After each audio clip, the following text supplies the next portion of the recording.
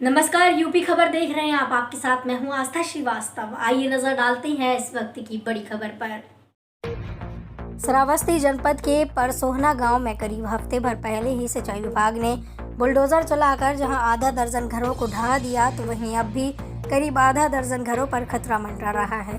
सिंचाई विभाग ने नहर के दक्षिण में बसे लोगों को 1 हफ्ते में घर खाली करने के निर्देश दिए, जिसके बाद से ही करीब 5 घरों में मातम पसर गया। यहाँ रहने वाले गरीब परिवार का कहना है कि कड़कती ठंडी के सीजन में वो अपने बूढ़े माँ बाप और मासूम बच्चों को लेकर आखिर जाएं तो कहां जाएं।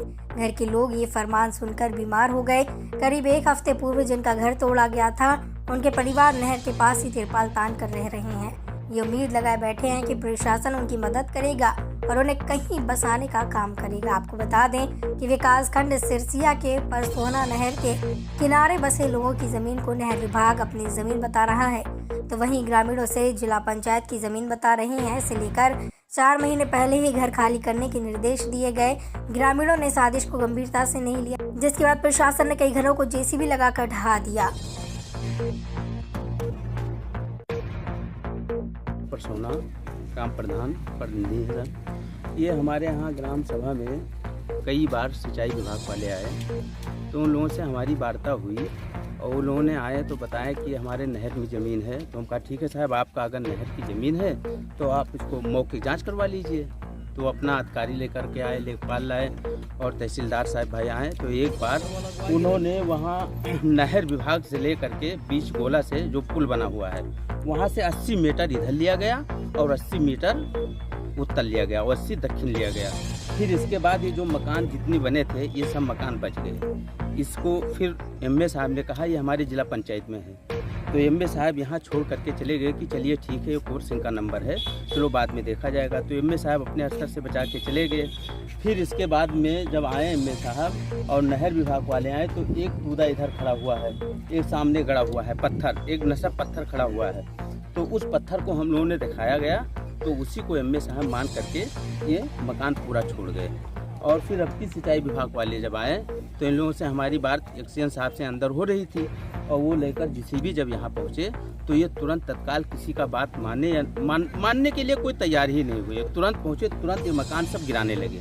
हम अंदर एक्सीएन साहब से बात कर रहे थे, वहाँ से जो हम लोगों को बताया पब्लिक कि प्रधान जी ऐसा ऐसा बात हो रहा है, तो वहाँ से अंदर तुरंत तत्काल हम भाग के आए। एपीओ साहब से हमने बात किया कि एपीओ साहब ये आप बिल्कुल गलत कर रहे हैं, जो अभी आपका नापी नहीं हुआ है। अभी साहेबपुर सुदीन से पूरा डांडे से सरहद से जब नाप के आ रहे हैं हमारे लेखपाल और कानून साहब, और इससे पहले आपने तोड़वा दिया, तो ये गलत बात है, इसका मुआवजा आपको देना पड़ेगा।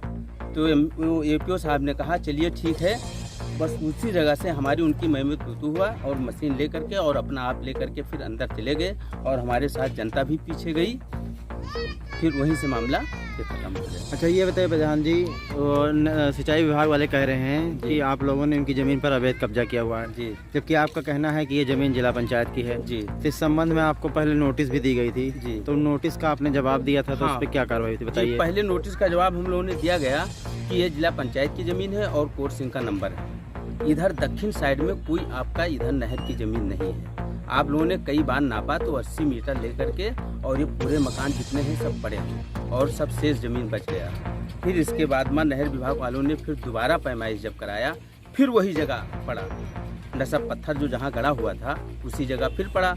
अब की बार जब आए तो ये अपना जेसीबी के साथ पूरा तैयारी के साथ आए, किसी से पूछ न जांच, वो पहुँचे तुरंत तत्काल मकान गिराने लगे। जब मकान गिराने लगे तो परिवार के लोग घर में मौजूद थे साहब, बच गए, कुछ एक दो बच्चे भी बच गए और वो से अपना खानदान किसान जो गेहूं था वो सब भी गबड़ गया और सारा सामान उनका गबड़ गया। फिर वो सब बेचारे रोड पे पतली तान के रात में अपना गुजारा किसी हिसाब से कर। अच्छा, ये बताइए प्रधान जी, अभी हमने देखा एक परिवार जो वहाँ नहर के किनारे जी जो पुआल वाल डाल के सो रहा है जी। ये ठंडी में कैसे रहते हैं? अभी कुछ हो जाए? ठंडी में सर ऐसे रहते हैं जिस तरीके से ये पड़े हैं इसी तरीके से रहते हैं। इनको हम लोगों ने किसी हिसाब से कंबल भी दिलवाया, किसी हिसाब से कंबल की आप लोग लीजिए अपना गुजारा कीजिए।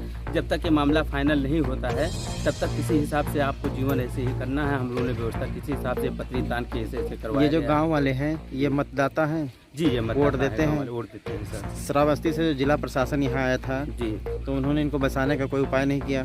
हाँ, हम लोगों ने कहा गया तो एसडीएम साहब और तहसीलदार साहब ने कहा कि ठीक है, जो पट्टेदार हैं और जिसका पट्टा बना हुआ है दक्षिण तरफ की बात कर रहे हैं, जो नहर से जो ये बना हुआ है पुल, उससे दक्षिण तरफ वो बता रहे हैं कि हमारा नहर का विभाग है। तो हमने कहा साहब इनका पट्टा बना हुआ है, तो ये अगर नहर में ज़मीन अगर है तो इनका पट्टा की ज़मीन जो बनाया गया पहले 2003 में, तो इसको पट्टा दिलाया जाए। अगर इनको पट्टा दिला दिया जाए, ये नहर की ज़मीन है, तो इसको उलझवा करके और इनको खाली करा के हम उनके ज़मीन पर शेष बैठा देंगे। ये आपकी ज़मीन से शेष है, अगर नहर में पड़ गई तो इसको मैं खाली करा दूंगा।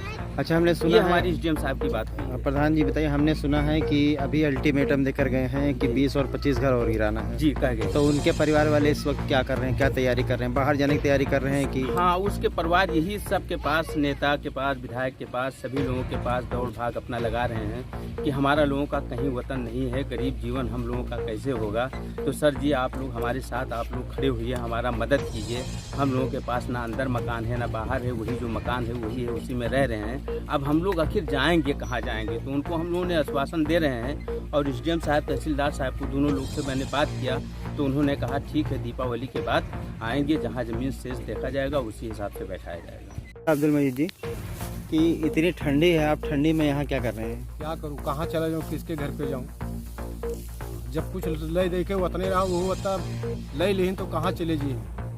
तो ये आपकी बच्ची है? हाँ, तो ये ठंडी में ऐसे सोते हैं आप लोग? सब लोग यहीं रहते। वही ट्रैक्टर आवत है तो वहाँ दूसरे के खड़ा हो जाते, साहब उसका कह देते भैया खड़ा कर दो, वही पल्ली डाल के सब लोग वही ट्राली हो जाओ। कितने लोगों का घर लगभग तोड़ दिया गया? 5-6 लोग के टूट गए। अभी उम्मीद है कि 8-10-12 आदमी क्या उठे। अच्छा, तो ऐसे कैसे ज़िंदगी बिताएंगे आप लोग? प्रशासन आपकी कोई मदद नहीं कर रहा? कोई नहीं, कोई मदद करे वाला कोई नहीं। वोट देते हैं आप लोग? हाँ, कोई नेता वोता भी नहीं आया आपको कोई मदद नहीं, करने? कोई नहीं। तो वैसे कैसे ठंडी में बच्चों के साथ रहेंगे? कितने दिन तक रहेंगे? अभी आप कोहरा भी आने वाला है काफ़ी तेज। तो का किंजे साहब कहाँ जाओ बताओ, तहाँ चले जी नहीं।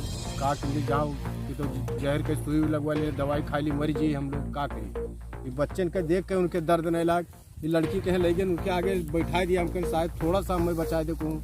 जैसे 2 विश्वा है, 1 विश्वा जगह हमें दे दे, वही में गुजारा कर लेबे। लेकिन किसी ने आपकी कोई बात कोई नहीं? मदद नहीं की। अच्छा, ये जो ज़मीन है जिस पर आप लोग रह रहे हैं, हाँ। ये नहर विभाग वाले कह रहे हैं हमारा है, हाँ, और जिला पंचायत का कह रहे हैं? जिला पंचायत वाला तो अपना वो बाउंड्री उठा लिया, मतलब वो नापा नहीं था, उसका जगह काफ़ी इधर है, वो अपना बाउंड्री उठा लिया। बाकी नहर वाले कहते हैं। यूपी खबर में फिलहाल इतना ही। मुझे दीजिए इजाजत। नमस्कार।